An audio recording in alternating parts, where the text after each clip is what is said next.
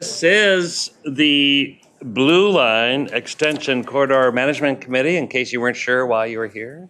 That's why you're here. Welcome, both members of the public and committee members. As we always do, we kind of go around the table and introduce ourselves. First, I'm Charlie Zelli. I'm chair of the Metropolitan Council and chair of this CMC committee. But first, we'll go around to our left, but first I want to acknowledge that we are going to have, due to some redistricting that has to happen every 10 years, there's been some shifts in Met Council districts. Fortunately, not shifts in who are council members, but their districts have changed. And one of those districts is affects this this body, and I really want to especially thank Robert Lilligren and John Pacheco, because they'll be kind of rotating off this Blue Line Committee, and because of this redistricting. Robert has assured me that although he may not be a member, his heart is still here and he's still interested and involved. So we're going around the room, Madam Vice Chair, and so we'll just introduce ourselves, but I want to acknowledge Robert and John leaving. So. Thank you. It's been a joy and pleasure working with Robert and John Pacheco. My name is Riva Chambliss. I'm Vice Chair of Metropolitan Council, Vice Chair of Transportation, and I serve District 2. Can you speak up a little bit? Oh, sure. My name is Riva Chambliss, Vice Chair of Metropolitan Council, Vice Chair of Transportation, and I serve District 2 on the Metropolitan Council. Cool. So Robert Lilligren, I now represent District 6 on Metropolitan Council instead of District 7. District 6 is all south of the 9435 Commons, the river to the lakes, and not all the way to the south. But I just want to say to the chairs, to everyone here, it's really been an honor to work on this project. I've been part of this corridor management committee for a little over 4 years, and so I know we're in good hands with the new council members coming on, but I really respect the members here, and I especially respect the public who has gotten so tremendously involved in advocating for your communities here on this. So thank you very much. Bill Blonigan, Robbinsdale Mayor, and this is our last meeting with Robert representing the city of Robbinsdale, and I do want to thank Robert for his service. You've done a fine job. Thank you. Jeff Ludney, Hennepin County Commissioner, District 1, and I just want to say thanks to Robert as well. I know you're not going far, but we'll see you at a lot of other tables, yes. Commissioner. All right, I'm Jim Adams. I'm the mayor of Crystal. And I'm Mike Barnes, MnDOT's Metro District Engineer. Suzanne Sabatka, Senior Policy Aide to Mayor Fry, who will be attending the meeting a little bit later. I'm Therese Kaiser. I'm on City Council in Crystal. Meg Forney, President of Minneapolis Park and Recreation Board. Carla Redondo, Blue Line Coalition. Jason Greenberg, co-chair of the Community Advisory Committee and Robbinsdale resident. Nick Thompson for Metro Transit. Dr. Tara Watson, Business Advisory Committee member and West Broadway Avenue business owner. Dan Dorr, Business Advisory Committee, Robbinsdale. Irene Fernando, District 2, Hennepin County Commissioner for District 2 and Chair of the Board. Great. Well, thank you, everyone, and welcome members and alternates. Just a couple of housekeeping items. This meeting is being live streamed, so if in the future if you want to watch and stay at home, you're welcome to it. It's also recorded by Met Council, and most of the handouts, all the handouts and the presentations will be part of our website soon. That's bluelineext.org, bluelineext, all one word, .org. And those that are watching and would like to make any comments or questions, please feel free to submit them to Nikango Sigulu until Friday, July 21st. That's another week. They'll be posted on the website as well. And Nikango's email address is available on slide 2 of the presentations if you kind of keep an eye on that. So today we're going to hear a number of different project updates, some hear about engagement, outreach. Really importantly, we're going to talk about some Minneapolis design options. So stay tuned to that. But first, and we started this practice a few months ago, allow 15 minutes for some public comment. Please keep your comments to no more than 3 minutes. And then apparently, there's a timer somewhere mysteriously planted in there, right there in front, okay, that'll beep after 30 seconds are remaining. And we have some pre-registered speakers, starting with Donna Sanders. Welcome, Donna. Right here? Sure. I'm not sure where to stand. There's a mic. You can stand or sit. Right here, Donna. Sit down? Oh, all right, very good. It's your option. But All right, yeah, all right. please sit. My name is Donna Sanders, and I am the business specialist for the West Broadway Business and Area Coalition. For the past year, I've been doing outreach to the businesses along West Broadway, promoting your meetings and talking to the specific businesses about the BLRT. Across the board, there is a real fear on the part of the businesses. I think part of that fear is because we have not received any concrete information, any concrete details on how this train is going to go down West Broadway.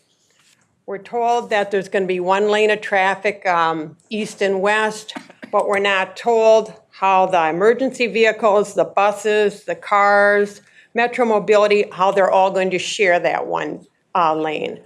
We are told that there's potential building impacts, but we're not told which buildings are going to be impacted. So we're looking at a corridor with 15 holes in it right now because we are affected by the unrest and buildings were burned down. We're seeing city properties, county properties that are basically empty and not tended to. And we can't do anything. We can't help the businesses who will be displaced by the LRT because we don't know who they are. And no one on your staff will tell us who is going to be affected. We hear a lot about anti-displacement, but we don't know exactly what that looks like. So we have businesses that are not prepared to move quickly when you finally reveal exactly how this is going to pan out. I had noticed that you had added engagement meetings. The engagement meetings are just more of the same. We speak and you listen. You never give us any feedback. We ask questions. We're told, well, we're not that far yet. We're not that far yet. This has been going on for at least 12 months. So as far as I'm concerned, the engagement meetings are a waste of time until you finally tell us what you're going to do. And last of all, I'd like to mention to the city of Minneapolis that in your 2040 comprehensive plan, you state that West Broadway is a cultural corridor and that it is the north side Main Street, and your goal is to encourage BIPOC small businesses to relocate to the avenue. But how do you propose to make that happen when there is a train that's going to plow right down the middle of it? It flies in the face of the comprehensive plan. We're still bewildered as to why it's on West Broadway. That's all I have to say. Thank you. All right, thank you. Now we hear from Crystal Porter. She's not here yet. All right, then Kathy Knightsky. Do I use? Is that the mic?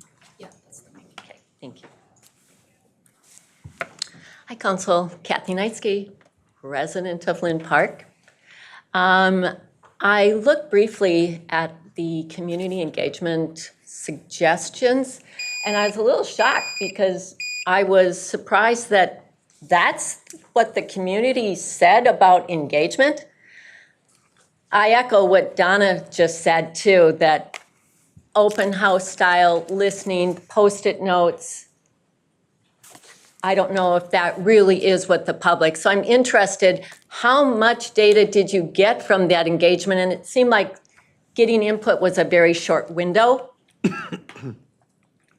And how did you determine the things that are listed? Now, maybe in today's meeting, I'm hoping that maybe there's going to be more things listed from that community engagement survey. And those of you that are elected officials, is that what the public's been saying to you? I mean, I hope you get a gambit of the spectrum of what the public is saying. But I just ask you if that is what the public has been saying to you. The final thing with technology, I haven't practiced much, but I did get some help. Thank you, Kim. We'll try this. Bear with me. Oh gosh, you got to do the code. But here we go. Put people ahead of highways and community ahead of cars. This freeway, when the Minnesota highway...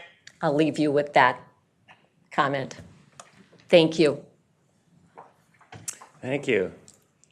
And now we'll hear from Eva Young.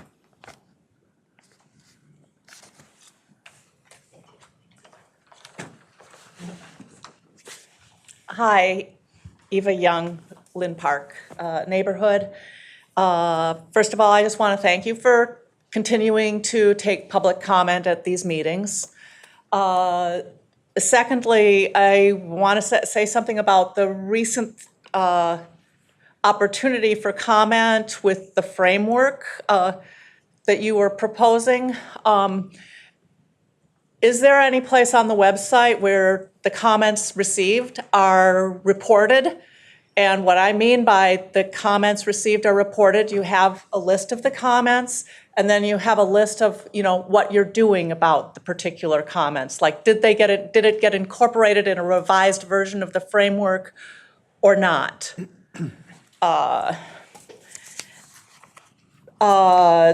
Secondly, I wanted to share, kind of like a positive experience with the bus I had recently, and that was using your system for using the phone. You can text.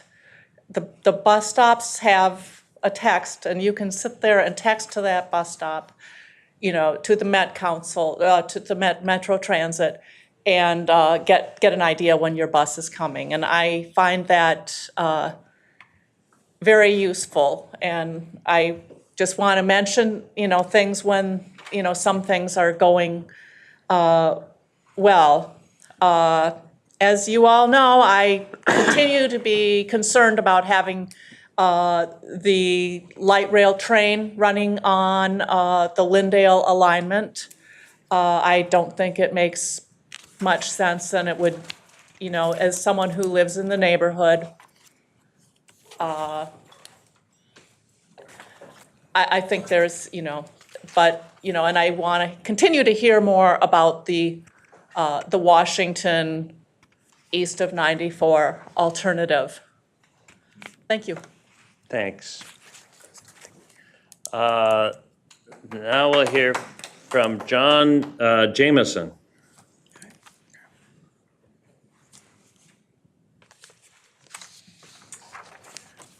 Hello, everyone. Hello, committee. Thank you for giving me this opportunity.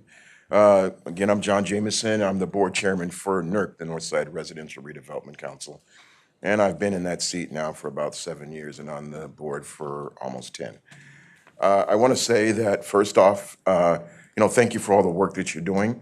I know there's no easy task in what we're talking about here.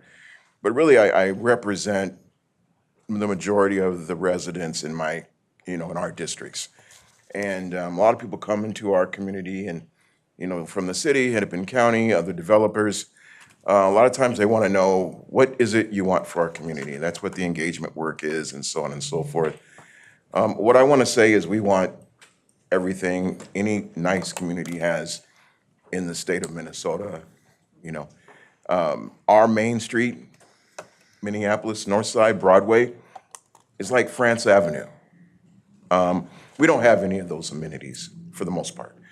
I think we need to have those types of amenities for the community. And that's what we would like to, I think, have as residents. So we're not spending money outside our community. We can enjoy restaurants in our community. Our family members could maybe come to a hotel in our community. We can go to ice cream. Feel safe. Everybody wants safety. After going through George Floyd, North Broadway has been going to, in the north side of Broadway, we've been going through a lot, especially after, the pandemic and George Floyd. So we need a lot of development, and we know what that means. That means money. And what I want to let you know is what we don't want is we don't want any shorts, right? So if the train is coming down Broadway, if that's going to happen, then we want to make sure that development is happening as well, that is supporting BIPOC communities and supporting our small businesses, but also bringing in those amenities where we know that those dollars are maybe bigger, but we can all partner and stay together. We don't want a hoopty, right? So I just want to let you know that whatever you're advocating for, advocate to make sure North Minneapolis gets their fair share of the dollars so we can do what we need to do to make this community what it needs to be and what it can be. We're a resilient community, but you know what? You can only be resilient for so long. We don't need to be that. We need to have those opportunities. They need to be there. And so I'm gonna advocate for everyone at this table, the mayor, city council, Irene, everyone to advocate to support the community with every dollar that you can get into our community. That's all I have. Thank you. Thank you. And I believe, is Crystal Porter, there you are, okay, Here I be. Hi. welcome. I was going to say good morning, but it's afternoon now.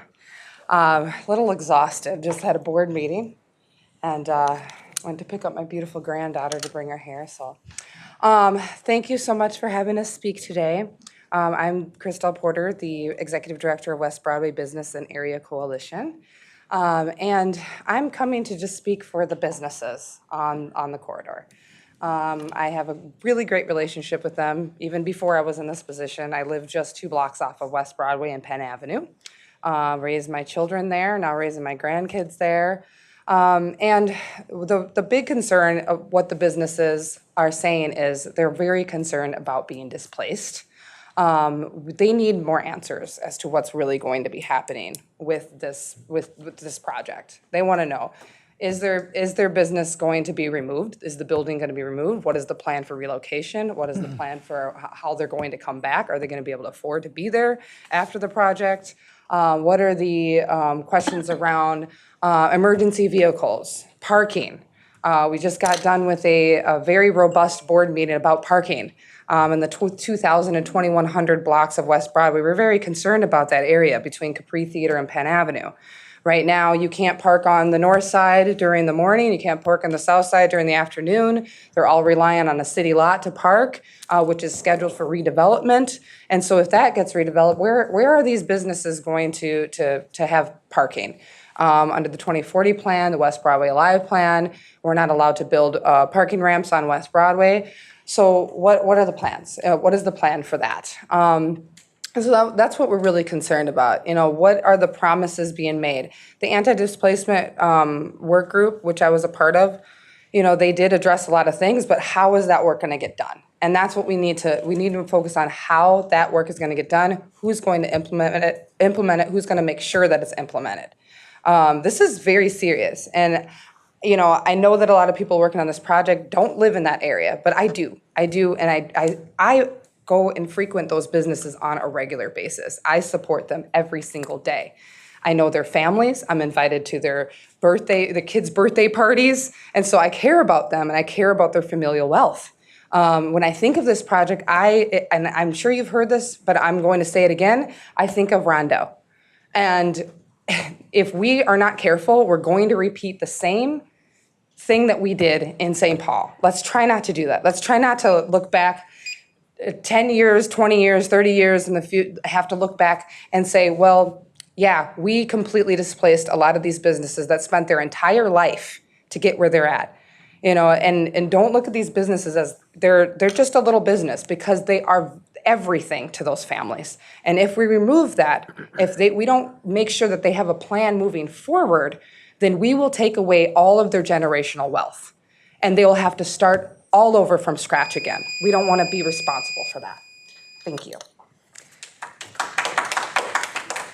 Thank you, Crystal. And I want to acknowledge, we've been joined by Mayor Fry. Welcome. And we'll get into the heart of the meeting. First, the meeting summary that was sent out in advance on for the June 8th meeting. If there's any corrections or edits or concerns about that, let me know, let us know. And if not, I would entertain a motion and a second for approval. Approval. Second. Thank you, thank you. And all those in favor, say aye. Aye. Opposed? All right, those minutes are approved, and we're joined by Council Member Ellison. Welcome. So we're gonna get on to, first, one other little quick announcement. We were so busy honoring Councilmember Lilligren and Councilmember Pacheco, I didn't tell you, actually, we are having two council members who are going to be seated at this table next month, and that's Yasin Osman and Angelique Cameron. And I know many of you know them, but if not, please reach out and you'll get to know them, and they're already becoming immersed in this project. So now, first, we're going to hear from the Community and Business Advisory Committees. Jason Greenberg, Dr. Watson, you're here, and Dan Dorr. Take it away. I can go first. So our meeting summary basically is a common theme that has been restated today and in previous meetings. There's a need for decisions. There's a hold on funding designed for areas that just haven't been released, and I'll give specific examples. There was RRR funding, which was federal dollars that has been given through Mortensen specifically for the West Broadway area, and it was for rebuilding and for beautification. And some businesses benefited from that, but others are not, and they're in a holding pattern because of light rail. And this isn't a small amount of money, this is millions of dollars, and some of the money has been reallocated, but timeline-wise, that money has to be spent by the end of the year, or these businesses don't get it, and that's unfortunate.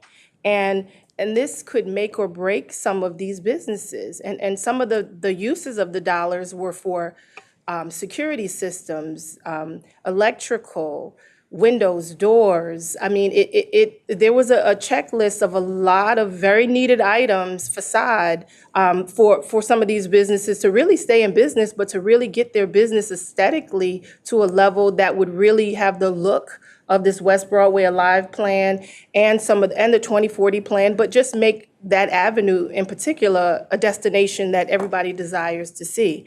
And so the alignment and the routes, make a big difference in what happens with these fundings, because people aren't really willing to release funding to just have something torn down. So that was something that was discussed during, and that's a fear. So that was one of the items that we felt needed to be brought forward, because this committee needed to be aware of the potential loss of millions of dollars that really could make a difference for businesses impacted on that avenue.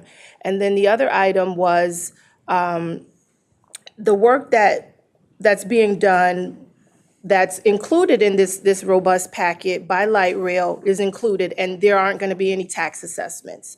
But there's going to be work that happens at the same time to some adjacent areas infrastructure-wise that will come down and affect business owners and residents in the form of tax assessments. So the desire was that this should be part of that anti-displacement packet. Somehow, these people are going to need help.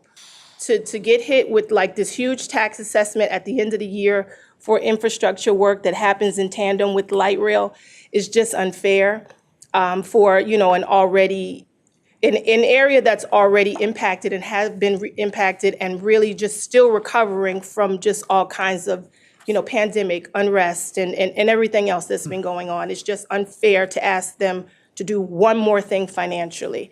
And so there's a desire to see specific language that really addresses how that help is going to look and how we're going to help them.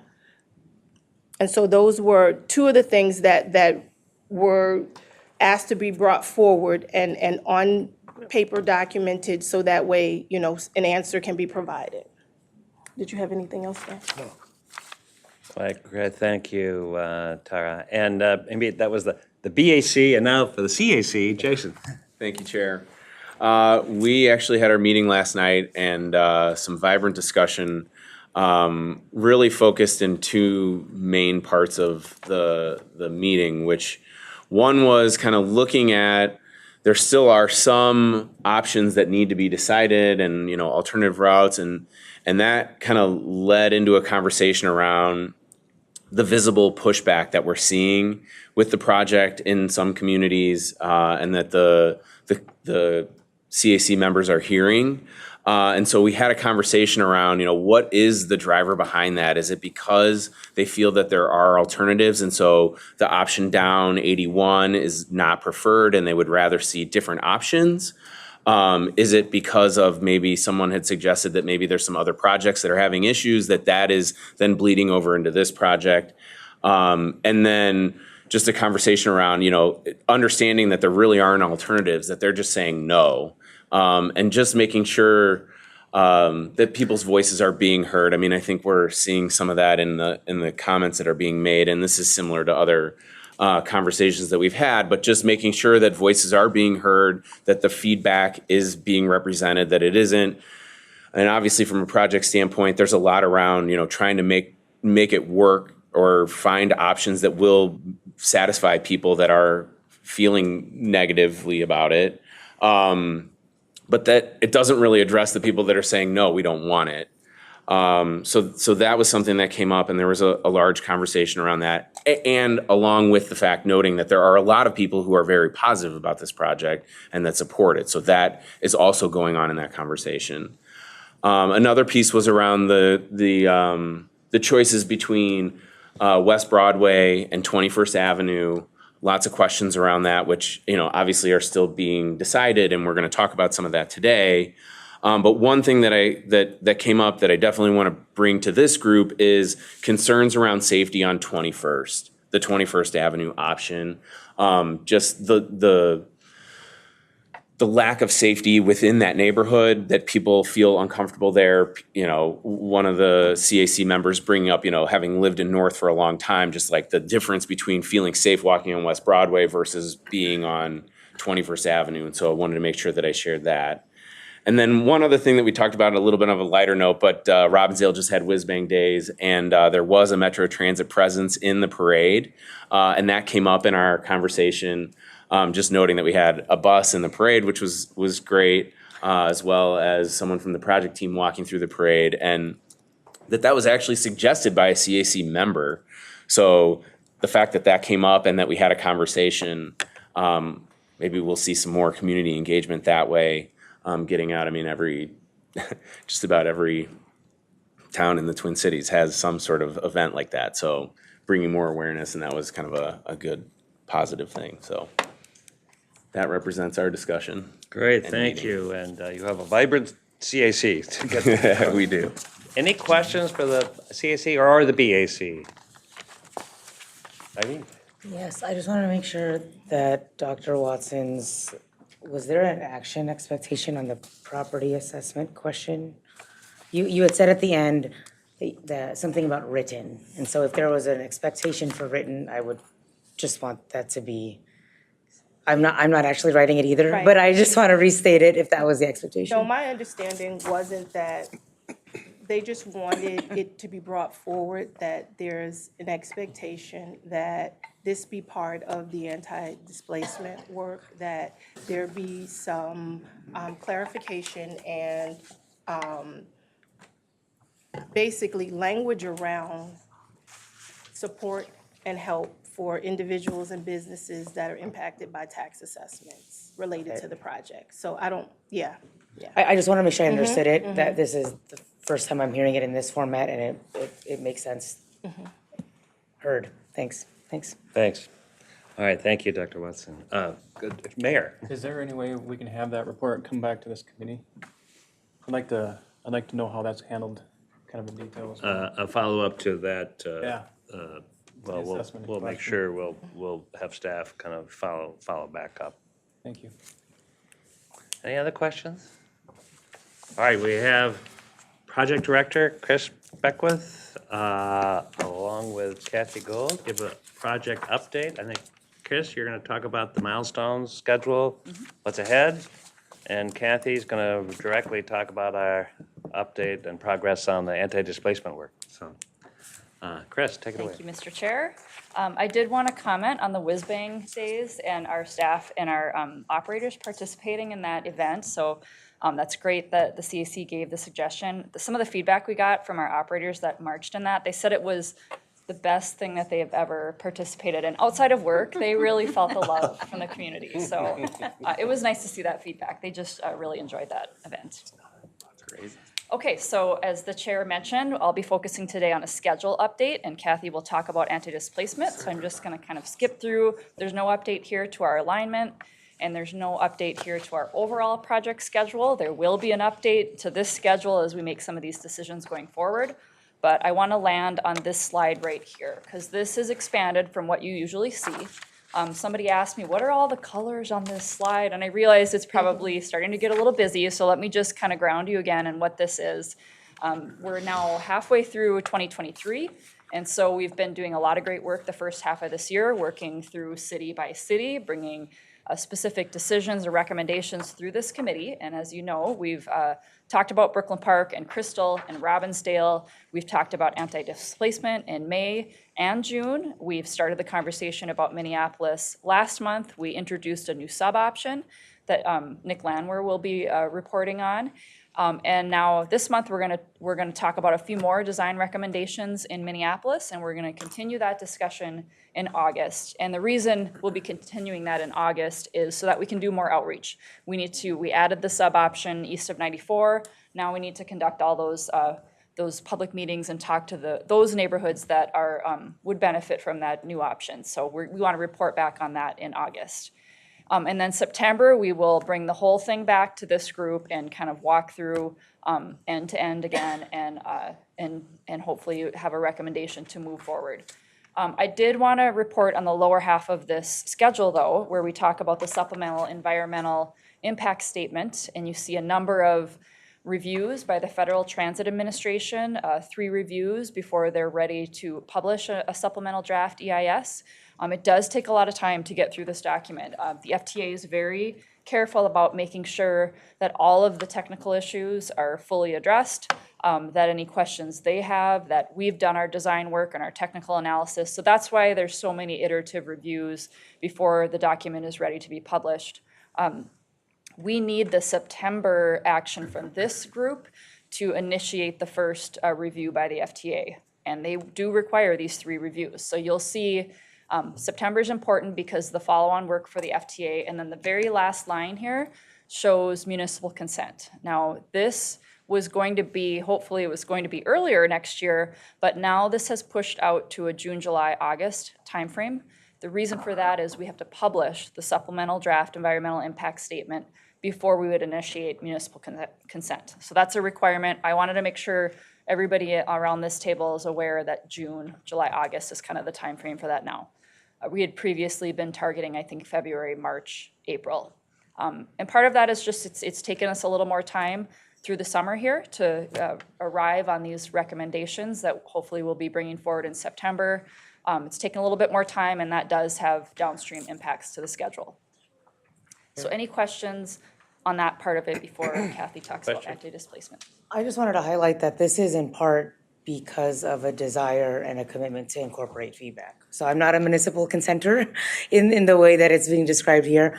But I do want to say over the last 6+ months, it has been clear from both community leaders and municipal leaders that a desire for robustness and ensuring that everyone is at the stage, at the same decision point is perhaps a way to talk about it. So I just wanted to thank the project office for being responsive to that municipal desire for decision making. Thank you, Mr. Chair. Meg. Thank you. Of all of those items, which one of them is 4F? So 4F, is that? 4F would be alongside in parallel with the SDIS publication. Okay. It would be what? So the 4SF process is parallel with the SDI, the supplemental draft. With the draft Yes, environment. it's parallel Thank you. with those kind of reddish boxes. Just want to make sure it's there. Yes. Good question. Thank you. Smart questions here. Yes. Any other feedback, questions at this point? All right. So the other part of this, Mr. Chair, is anti-displacement. The recommendations that we talked about the last couple of CMC meetings need to also proceed in parallel along with all of this other project work. So Kathy's going to talk a little bit about next steps for that. So since we last met, we had, first of all, we had posted our recommendations report that Kira conducted and reported out on. We now have an executive summary format that's posted too on your Blue Line, ext.org. In addition to a one-page takeaway in English and in Spanish, we are in the process of converting this and translating this to Spanish as well for our folks who do not speak English. And if there's any other requests, we kindly ask people to provide us with what languages need translation for these documents so that we're reaching our community members effectively. We also have means for feedback on your Blue Line website that people can interactively provide their feedback, in addition to any other methodology for contacting the project directly. Email, and the contact information will be on the last slide here.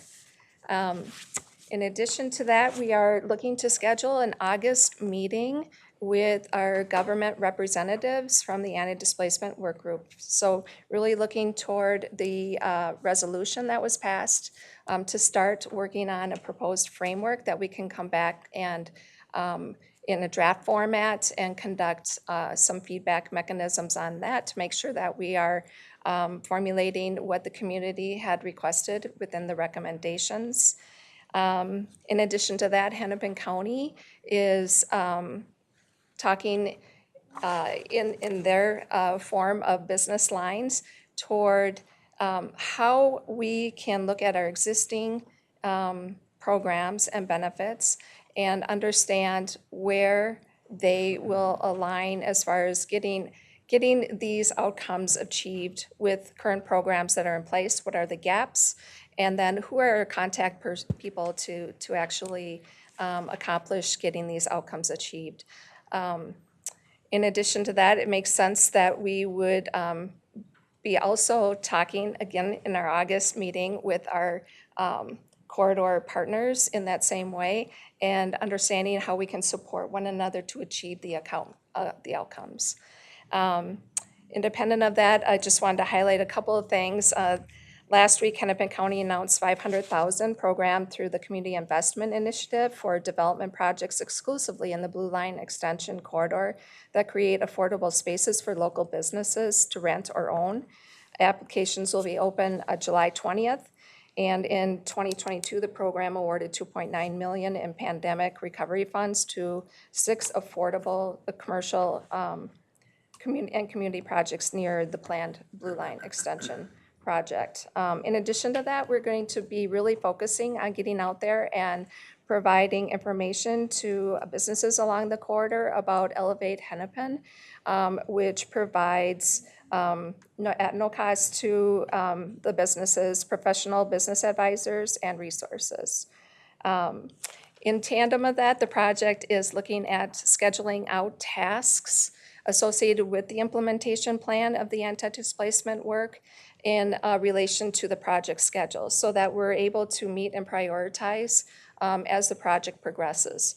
So that is taking place as well. And I look forward to giving more report outs as we continue to meet on a monthly basis. All right, thanks, Kathy. Any questions for either Chris or Kathy? I just keep adding comments here. Go ahead. Sure. Part of what Kathy was sharing is intended to be responsive to especially the Blue Line Coalition's feedback on what are the ways in which the jurisdictions here are going to be implementing some of the recommendations, and also trying to be responsive to the measure that we passed. When we accepted it, it also had the amendment from Mayor Fry around some coordination. And so you'll hear the project office, and then sometimes you'll also hear Hennepin County because of an intent to be responsive to the coordination among jurisdictions. Certainly, we can't be coordinated if we don't have our, our own kind of staff structure. And so that's what has occurred. The full county board has received the presentation. It is now not just in our transportation area, but it's in our disparity reduction line of business. And we are, whether it's housing or economic development, this is meant to be responsive to the Blue Line Coalition's requests, and certainly, we can still be reached outside of this format, but we receive feedback that we don't tell you all when we take the feedback. So I guess that's my intention with the comment. Thanks. Thank you. And Councilmember Chambliss. Thank you. He saw my hand. Yes, I just wanted to thank Chris and Kathy for your presentations, the updates on the schedule, and also the anti-displacement information, which is crucial. We have a history in communities like West Broadway where, and as was stated earlier with Rondo, that have caused our communities to have a lack of trust. But I think we have heard that, and that is why we are one of the first to have a full-blown anti-displacement work group and initiative to analyze those issues and also respond to those issues and make sure that we don't have the same historical displacement, replacement, disinvestment that has occurred over and over again to these communities. So that is why we are hearing from so many voices about that. And I really appreciate the support that we've gotten, not only from the local municipal corridors on this project, but at the state level, the county level, and even the federal level for anti-displacement. So we hear you, we hear everyone, and we want to make sure that this project gets done right, and it also leads to investment in these communities. Thank you. Commissioner London. Thank you, Mr. Chair. Just a few comments that, we talked about the grant that's coming out. If I may speak bluntly, if you don't ask for money, you don't get the money. And so you have to be applying for it. And it is, it can be competitive. So I know my office, Commissioner Fernando's office, if anybody in our districts are interested, please contact us. We'll get you copies of the information. If there are, many entities, cities, municipalities, or other entities, park board, anybody else that has contacts, please to share it out, because we want as many people to apply, because we know that if people don't know about it, which tends to be what happens, they don't apply. And so this money is part of that investment, because as we've heard many times, you can talk about all the paper you want, but the real paper that matters is what's green. And when you got to pay for stuff, people need to have access to money and to expertise. And so we just want to encourage people, if you are interested at all, please contact us. It's a grant process. There's deadlines. There are things that you have to do that neither Commissioner Fernando and I can shorten or change. But that money's out there. And then the last I would say is Commissioner Fernando's office, my office, Councilmember Ellison in the mayor's office, we've had beginning discussions about funding collaborative, starting to talk about harnessing money and investment that'll be there, I think, for the comments earlier during the community thing. So that process is going. I've been very aware, I know other people have, that at the end of this rainbow, there has to be ability for businesses to access funding so that they can thrive, they can expand, they can move if they need to, or they can persevere through construction. So I just want to keep stating that I know what needs to happen, and it has to be funding. It can't just be words. So, thank you. Thank you. Any other comments, questions at this point? All right, thank you, Chris and Kathy, and I really appreciate that time frame. Knowing we're leading up to a year from now, we'll be talking about municipal consent process, so that's the goal. A lot of robust engagement along the way. So now we're going to hear more about outreach and engagement from our own Nikango Sigulu, and going to talk a little bit about what we have been doing up to this date and the feedback we've heard. All right. Thank you, Mr. Chair. Mr. Chair, committee members, at the last corridor management committee meeting, staff give a report on, give a legislative update, and mentioned that in that transportation bill that had recently been passed by state legislature, there are requirements for the project office as it relates to outreach and engagement. In front of you here, you'd see some of those requirements. Basically, there was a requirement for the project office to hold quarterly meetings in consultation with various community groups along the alignment. There was an emphasis on Minneapolis. There are 4 communities in Minneapolis that were listed in that bill, and I'm gonna mention them here: Lynn Park, Willard Hay, Near North, and Jordan communities. And thus the requirement also is put forward for the project to consult with 4 agencies, mainly Met Council, Hennepin County, MnDOT, and all corridor cities, and have those as part of these meetings. There was a tight deadline to have that completed and work on an engagement framework in consultation with these communities and have that completed by July 1.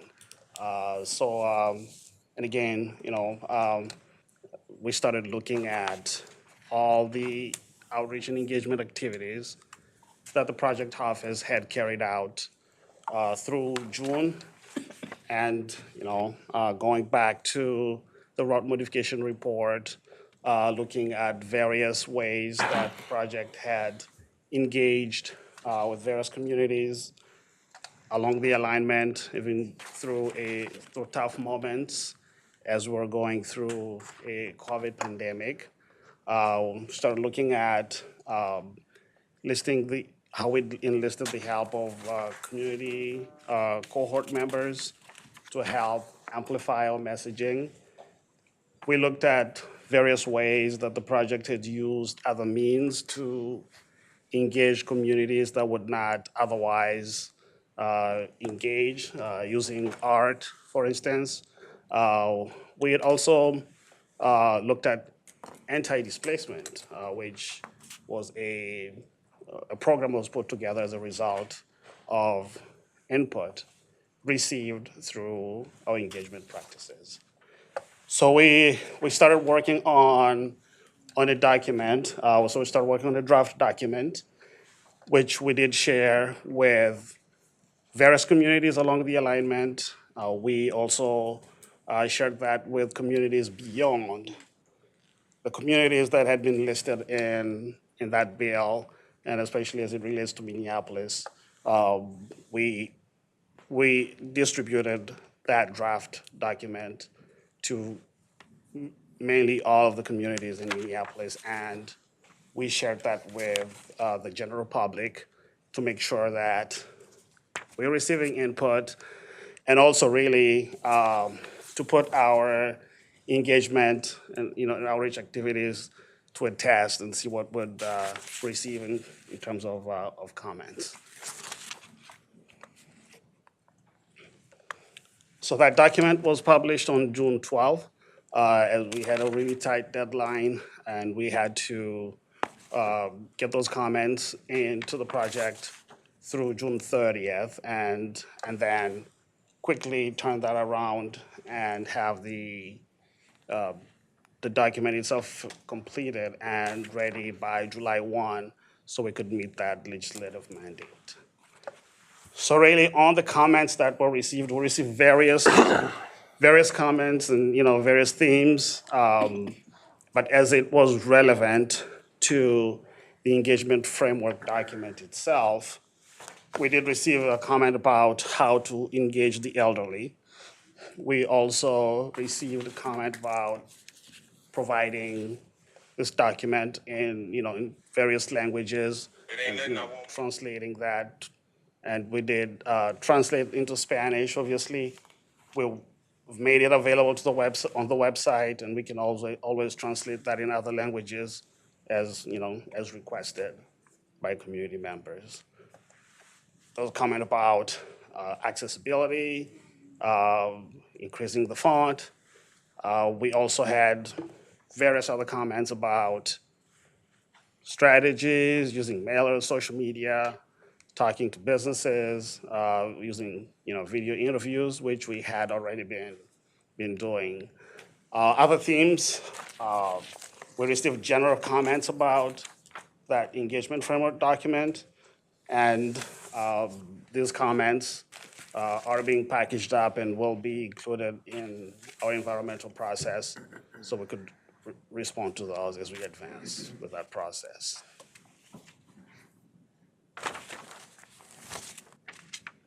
So the finalized document, we looked at all the comments, as I mentioned, and so we made a few changes to the draft document and then finalize it and we increased the size of the text. We translated into Spanish, as I mentioned. We also added a focus on how to engage the elderly community, especially as it relates to environmental justice, and the most recently published executive order to extend the definition of the EJ community to include the elderly and also people with various abilities. So we also added a section on how to reach out to our community outreach coordinators and how to request events from the project office.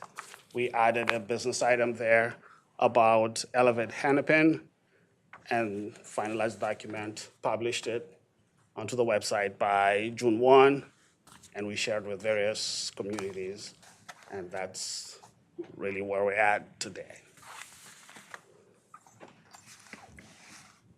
I'll pause there and see if there are any questions. Any questions at this point? All right. So upcoming meetings that will be held in Minneapolis, as we had been doing outreach and engaging with communities along the alignment. We heard from various groups that they're very tired of coming to meetings and looking at boards and layouts and talking to project staff, and that they wanted to have something fun. So we put together a summer outdoor event. This event is going to be held at Sanctuary Covenant Church. We will have various activities for kids. We'll have a outreach bus out there so we could share information with community members. We'll also have various types of activities, including maybe a bouncy house for kids, if that's going to work out there. And then also just having community members come and talk to us. We'll have some food at that location to entice the community to come out. And so that's what we can do for fun there. And then we have 3 upcoming meetings as it relates to the east of I-94 option. We'll have 2 in-person meetings, and then we'll have 1 virtual meeting.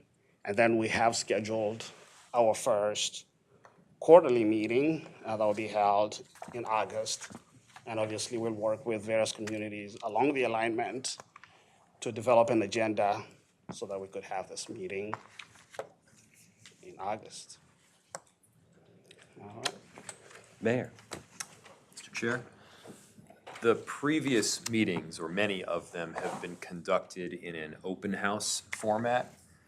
And the response that we've received from several constituents is that makes it a bit harder to decipher the information in a uniform way. In other words, people will have separate conversations with an individual. The information may be relayed in a slightly different way, and it ultimately could result in confusion. Whereas if it's more of a facilitated conversation, then everybody's getting the same information at the same time in the same way. Look, I don't claim to be an expert on this engagement. We've done this poorly. We've done this well. But this is certainly the feedback that we're getting. And if we could transition a little bit, I think it would help to probably gain trust and also help with the uniform information. Thank Mr. you, I Chair- appreciate that. Mr. Chair, Mr. Mayor, we have heard the same comment, and we have adapted. These upcoming meetings are going to be in a different format, so we'll be giving folks the ability to just look at the materials, have it, beginning of kind of an open house format at the beginning. We'll have a presentation, and then we'll take questions. And that way, we can engage everyone who's going to attend the meetings. Thank you for that comment, and Congo, I appreciate that we're adapting as we learn, as we evolve better practice. Any other questions, thoughts? Go ahead. I wanted to add a comment that I really appreciate the project staff being flexible and adapting, like the mayor mentioned. I know for us, in working with Ascension Church in North Minneapolis, like they've come to some of the outdoor masses, and we were a part of a Brooklyn Park event, Splash Pad event, and we received feedback from the Latino community. And so just adapting to those sort of events that are welcoming, like we appreciate the project staff, but there's still more work to be done with engagement. Right. I think the saying is we go to where people are, but we also need to go to in a way that works. Yes. Great. Nakago, anything else? That will be it for Well, and thank you for your great work. I know there's a lot of pressure. We're learning as we go. We've had some success. I've heard some kudos from our federal officials, so some people have been very impressed. But we continue to learn and just know that we're on a tight schedule, and you put all this together before July 1st, which was the legislative deadline for this framework. So that was impressive to get that accomplished. So thank you. Now we're going to hear from Nick Landwehr on what you've been waiting for, the Minneapolis design update. And Nick is our Director of Design and Engineering. Thank you, Chair. So, committee members, the first slide I have here is, you've seen this many times, but we continue to bring it up. I keep this in my office along with our project goals, just so we're focusing on this, because these are what lead us through our design, our decisions, and how we move forward. So in Minneapolis, we've talked about that there's quite a few decisions that needed to be made here, a lot of different options. So this is just a summary of the overall decisions that we're working through in Minneapolis with the community and with staff. So these will be published in our supplemental draft EIS. So key topics are the number and locations of stations in Minneapolis, specifically Penn Avenue Station and location, the route option, how we get from Target Field Station to West Broadway. We'll talk about that next month. And then the route option for LRT and the associated roadway improvements on either a West Broadway or 21st Avenue alignment. So those are other key topics that we intend to bring forward next month. So today, what we wanted to discuss here are some of the design decision updates and what we hope to bring forward as recommendations when we have our full recommendation in the September timeframe. But the Penn Avenue Station refinement, as we talked about, the area along that core business district of West Broadway between 94 and Irving, the number of stations there, 1 or 2 stations, and the placement of those between that Knox-Lindale Avenue area.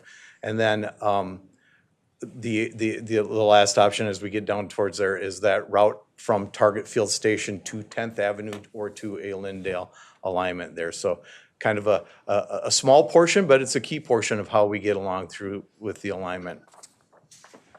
So the first topic is Penn Avenue Station. So Always in our design, whenever possible, we try to have a center platform station. It's more convenient for folks to get to, less confusing. You get to one platform, all the equipment, all the fare collection, and everything is in the same spot. So it can become familiar along the alignment, and you don't have to guess, oh, am I supposed to be on that station for southbound or this one for northbound? You're on the same platform, and if you're confused, it's just a step over to the right side of the station. So those are key. So what we're recommending here, and I have the next slide, we'll zoom in a little bit more to this, is recommending the north side of that Penn intersection for the station. Some of the key things that we'll as we move into design are along the whole corridor. You know, we've stated before that our design is very beginning of our design, we're at that 10-15% level on most of the design. So everything that we do as we get into our design and move forward with an alignment will refine that design and how it operates and how things work. And then we'll continue to, during design, one of the key things is safety and access to stations and coordinate how that works. So in our Penn Avenue station location, north is to the left-hand side of the screen, south obviously to the right-hand side of the screen. Where the blue line, where the track alignment goes, that's the guideway. That is along West Broadway, and then diagonally through the frame, where right next to, on the right-hand side of the station, is Penn Avenue. So the yellow represents the station platform, and that is a center platform station at grade. So we're in the roadway with the station, and the access points would be from the intersection at Penn Avenue to get to the station. And then we would have what's called a mid-block crossing as you get a little bit farther to the left of that station, where it lines up with Queen Avenue. So these are where it goes, how to access the station. We spent a lot of time with, bringing out and discussing with the community, working, over the last year and a half with city staff about, where is the best location so we serve this area, so we serve the destinations here, the businesses and the residents in this area. And looked at maybe the south side of Penn Avenue, so shifting it over on what's shown as the right-hand side over closer to the Capri Theater. But with the curvature in the roadway and the intersection in there, it starts having a lot of impacts, because when we get to a station, our platforms are about 300 feet long, our train consists are about 270 feet long. We have to meet up with that station. We have very tight tolerances, so we need to be flat and straight when we go through there. So those are key things. So to get flat and straight as we're coming out of curves or going into intersections, that starts, stretching out tracks and widening the impact. So really, we also looked at moving it farther towards 26 to see if that helped with some of the property impacts through that area. And it really didn't. It actually introduced more impacts by doing that. So really settled on the best service for this location is close on the north side of Penn Avenue, close to the intersection in this location with the center platform. Mr. Chair? Yeah, go ahead, Suzanne. You mentioned property impacts. I assume that's what the purple and green shading is. Can you be a bit more explicit about what those property impacts are? Yes. Yeah. So what's shown in the green shading is actually publicly owned properties, whether it's city or county. So we highlight those so when people see that those properties there and the ownership of it. The purple or pink, as you see on there, are properties where they would have impacts to the buildings that are on that property, and enough that we would probably have to have a taking of that building. All of them? Yes, Mr. Mayor. The pink shaded ones would be building takings. Okay, go ahead, Mayor. Mr. Chair, has that been communicated in full to those building owners and the tenants within? Mr. Chair, Mr. Mayor, yes, as we have impacts to properties along the corridor, we've been reaching out our potential impacts to properties with any of our options and alignments along the corridor. We have reached out to those specific building owners and tenants in those buildings and had discussions with them about impacts, because Even though there may be an impact to a building on a property, we're trying to do anything we can to retain ownership also. So, if we impact a building, the project may need to purchase that building, may need to pay for the demolition of that building, but if we can keep that property retained in ownership, we would like to do that also. And Do these plans require all of those buildings to come down in full? It looks like certainly a portion of the building is impacted, and I imagine that if a portion is impacted, the whole thing is, but maybe I'm wrong. Mr. Chair, Mr. Mayor, our assumption on there, we're being very conservative on it. So if we're showing an impact to the building, we're assuming that we probably are taking it in full. If we can retain the building, to say maybe we just impact a portion of it, a jut out, and work with the property owner on that, we would definitely like to do that. When you say retain, that means retain the existing owner. Correct. Okay.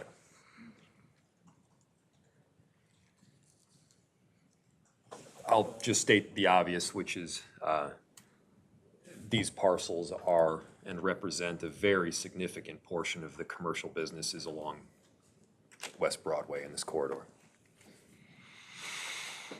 Like the radio station. Yeah. That you get marked that you're going to take out some of the others. Mayor Blonigan? So I drive this a lot. I can figure out which parcels these are.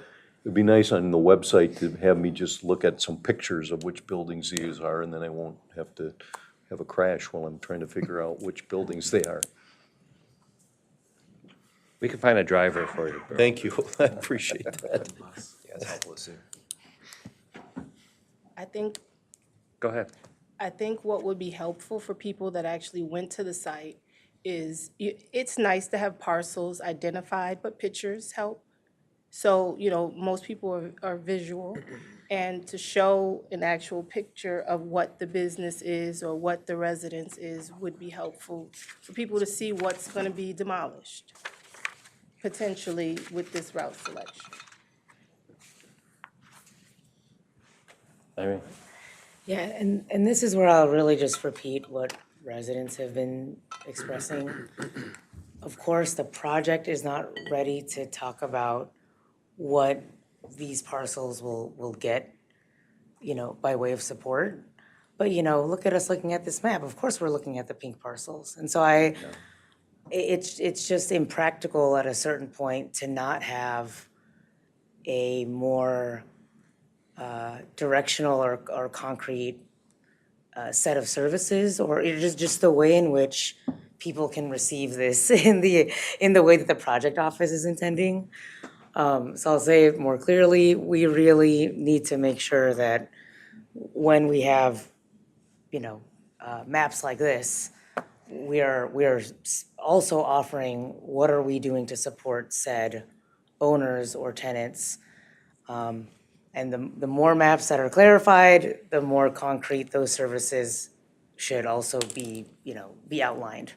It's hard to look at maps like this without getting a sense of how the people who are there now will be supported or right, we talk about the benefit later, but I think part of what we're feeling here, what I'm feeling is how are they supported in the near term or in advance of the ultimate benefit coming forward. Hopefully I'm saying that right. Thanks. Yeah, Mayor Friend. First, I'll say thank you, and that these maps like this do help with some transparency in that we can now identify some clear parcels that will be impacted either partially or entirely.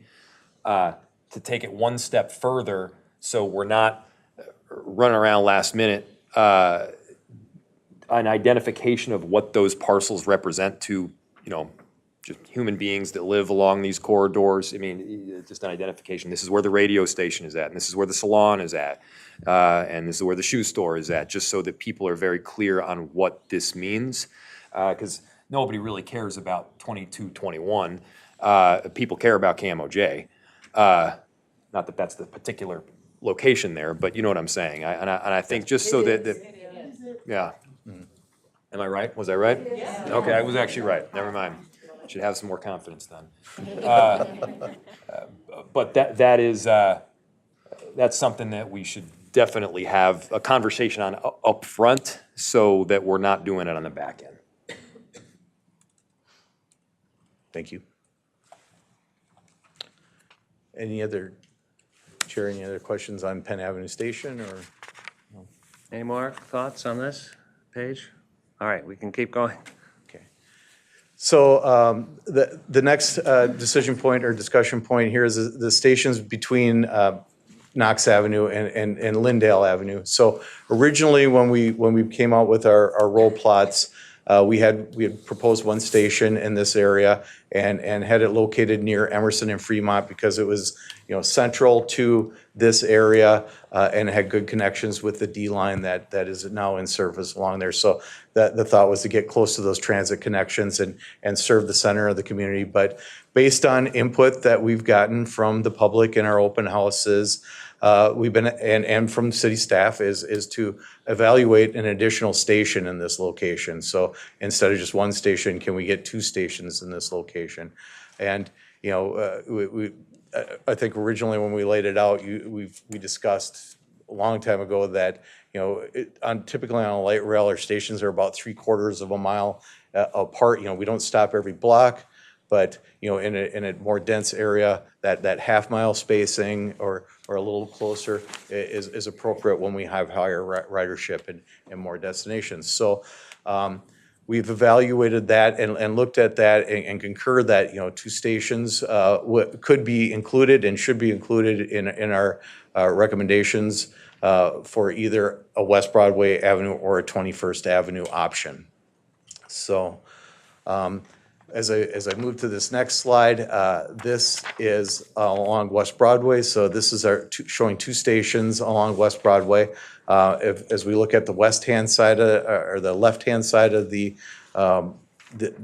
graphic here, we show a station there closer to that Bryant Aldrich area. So getting it closer to Lindale Avenue, close to the Cub Foods and the different businesses in this location and destinations here.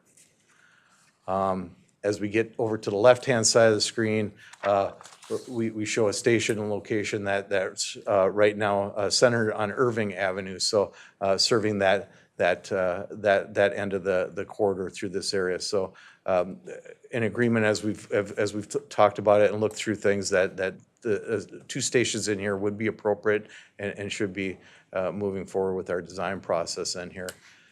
I do have another slide that shows the same location with the 21st option up here. So this station right here, West Broadway, is just below it. 21st is where the alignment is running through in blue. So we show a station location very close to Lindale. So right between Lindale and Aldrich area.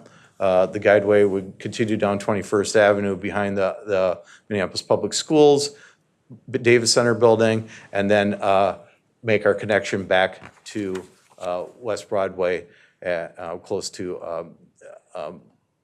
Knox and James Avenue area. No pink on those 2 suggestions? I I can't see it from here. So, Mr. Chair, I think the question has to do with property impacts on both of these.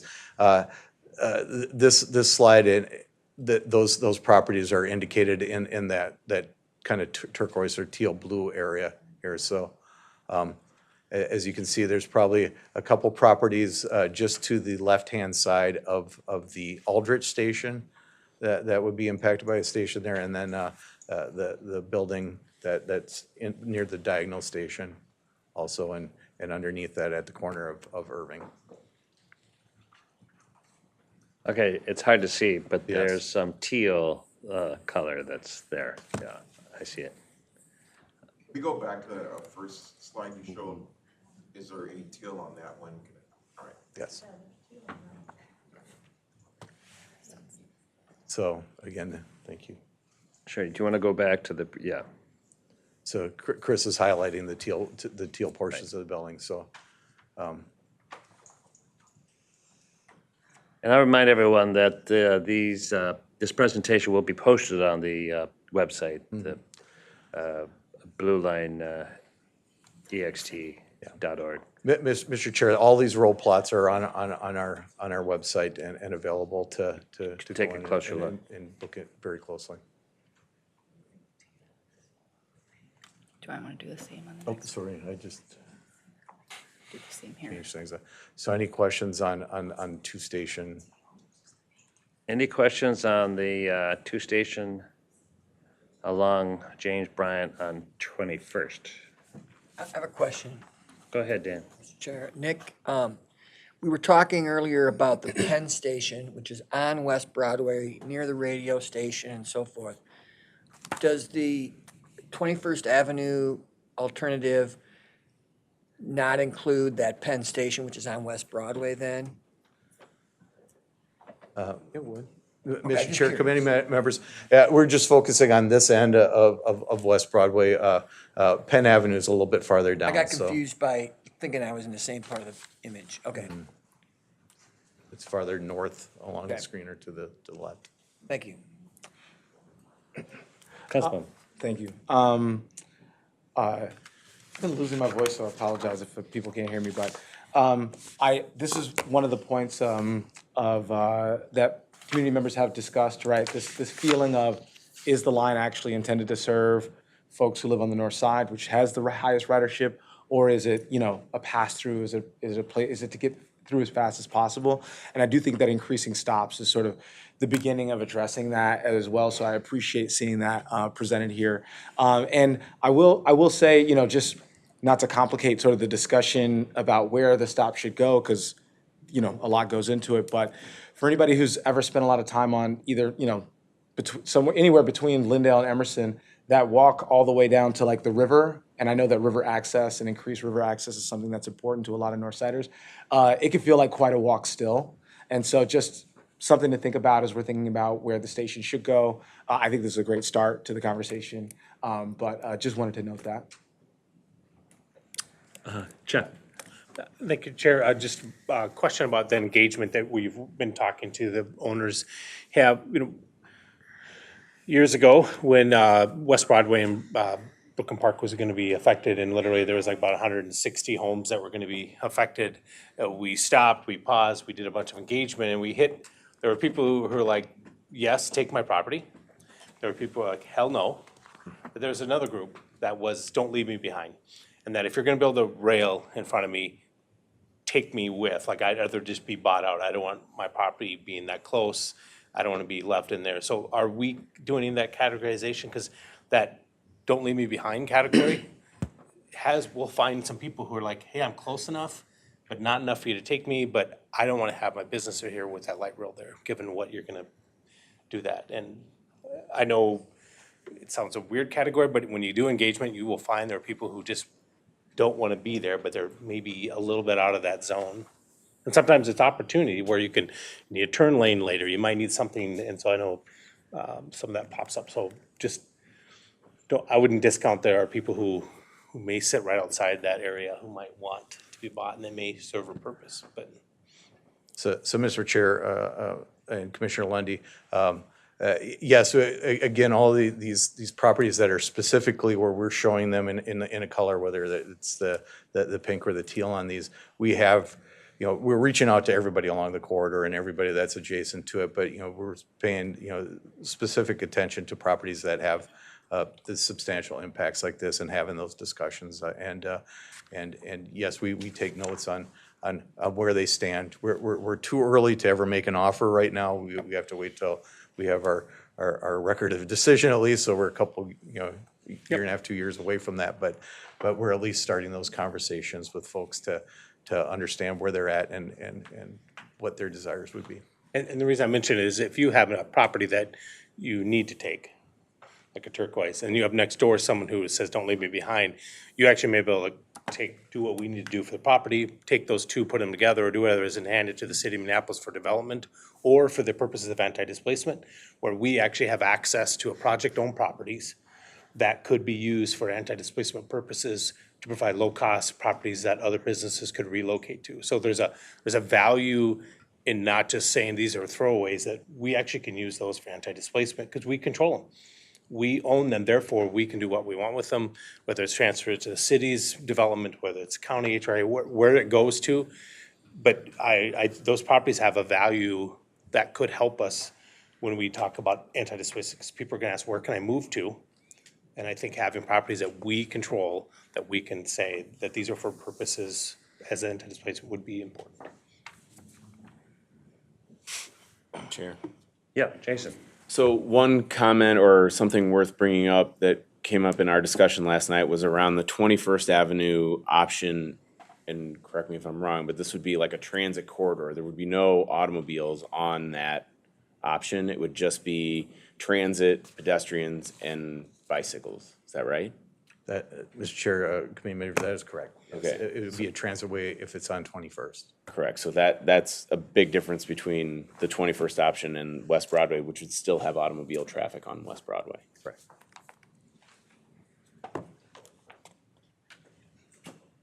All right, I can move on to the next one, Mr. Chair.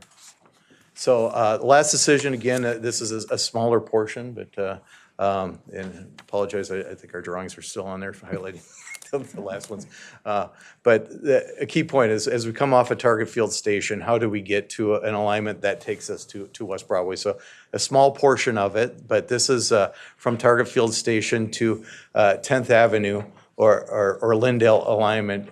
Both of these, what's shown there in the circle is that section on 7th Street that we would propose to move down to. So this serves, this alignment coming off of Target Field Station, it's right outside the window here, is where we could turn and go up West Broadway. So we looked at some different options that got us to either one of the alignments and really focused on this being compatible with the city's desires for reconstruction of North 7th Street and reconfiguring the roadway here and how light rail would fit into it. So the slide I have here shows, again, the light rail guideway alignment in blue. On the very right-hand side of the screen, you show Target Field Station. We show where we have to build the bridge coming off of Target Field Station that gets us to the blue line, and then we come down to, at grade, to the intersection over here at 7th and Olson Memorial Highway, and come through that intersection at grade, and just come right past the Haywood Bus Garage building right here. So we're side running through that area, and then as we get over to the left-hand side with this alignment, we can either turn and go up 10th Avenue to get us to that east of 94 alignment option, or continue straight. So again, a very small portion of the alignment, but kind of a key thing as we've gone through the discussions and looked at a lot of the different alignments that we can determine that this is a good way to go.